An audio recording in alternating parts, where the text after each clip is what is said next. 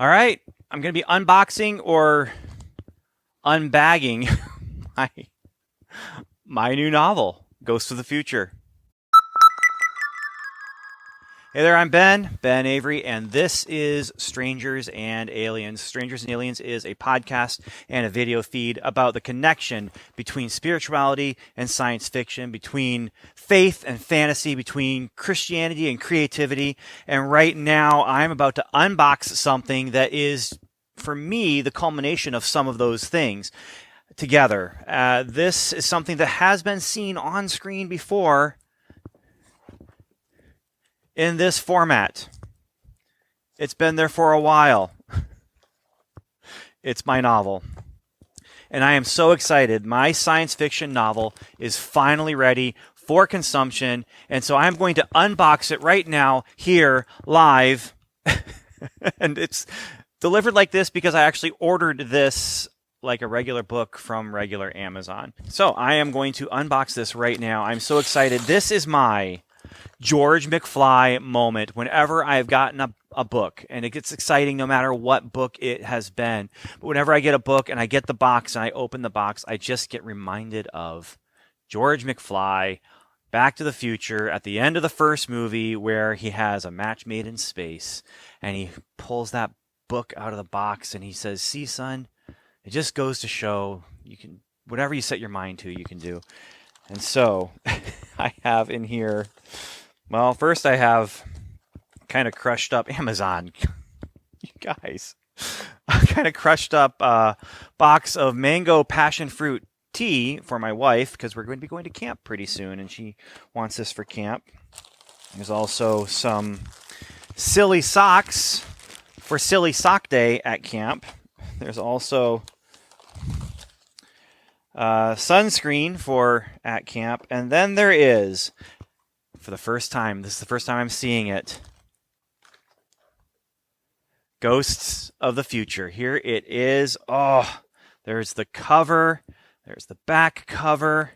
And it's nice and a little bit smaller than the default for Amazon is this kind of larger trade paperback, but with Ghosts of the Future and really anything I'm going to be publishing through Onward and Upward Media, I'm going with that smaller feel. I really wanted to go with your like pocket-sized paperback size, but I had to go bigger. This is the smallest size that Amazon would let me get, and so this, by the way, coming soon, we hope, but J.S. Earls and I are working on it.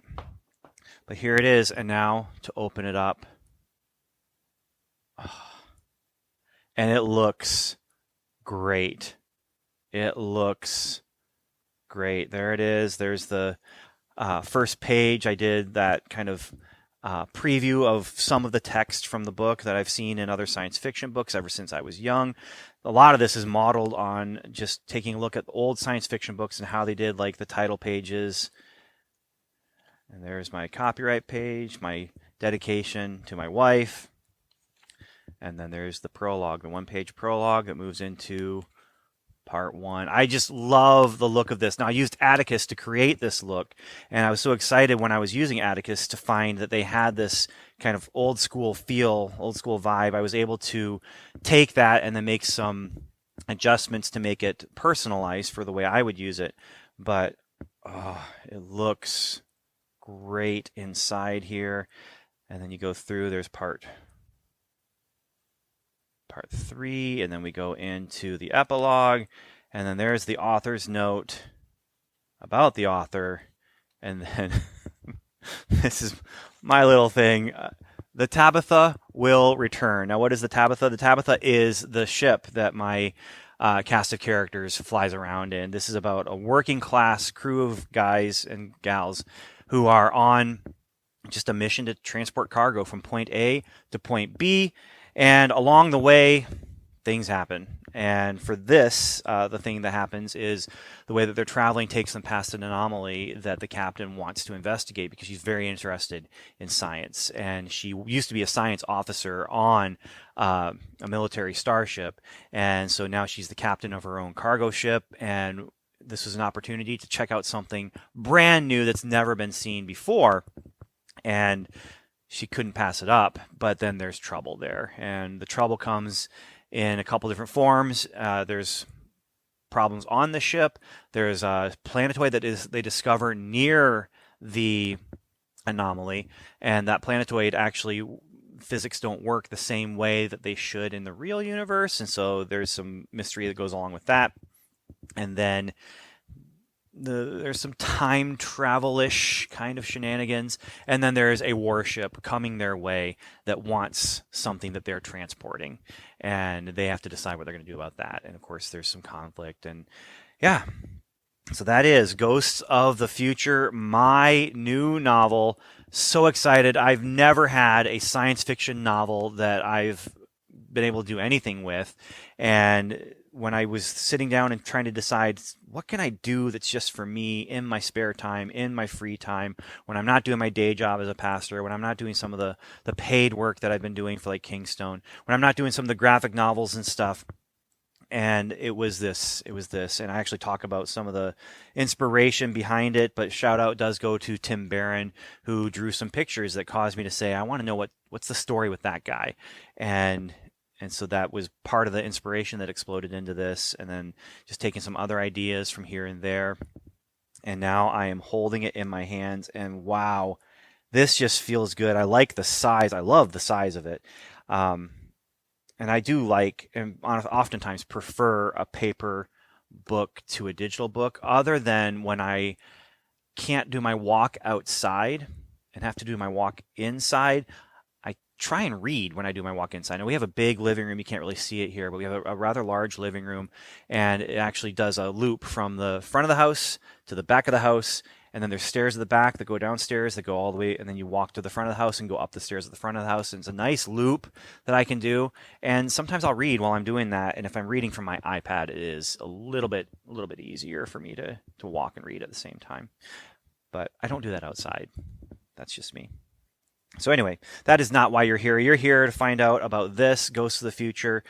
Time was not on their side. A strange anomaly lured them off course with the promise of profit and discovery. An impossible planetoid challenged them with mysteries, from a derelict starship with a tragic history to alien structures with an unknown origin. A deadly enemy plunged them into a confrontation on the edge of a dangerous cosmic maelstrom.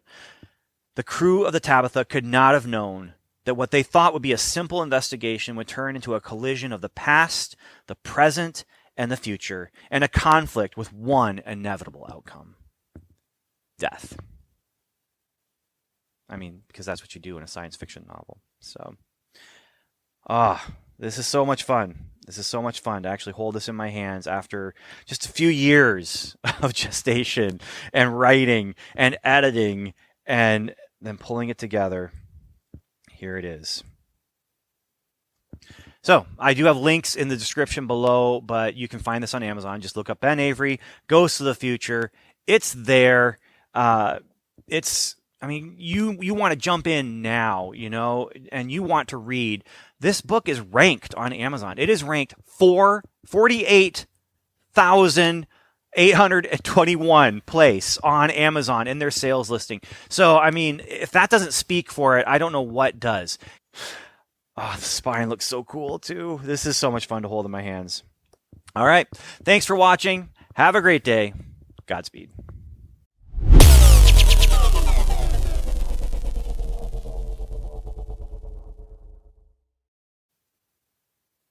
So much fun.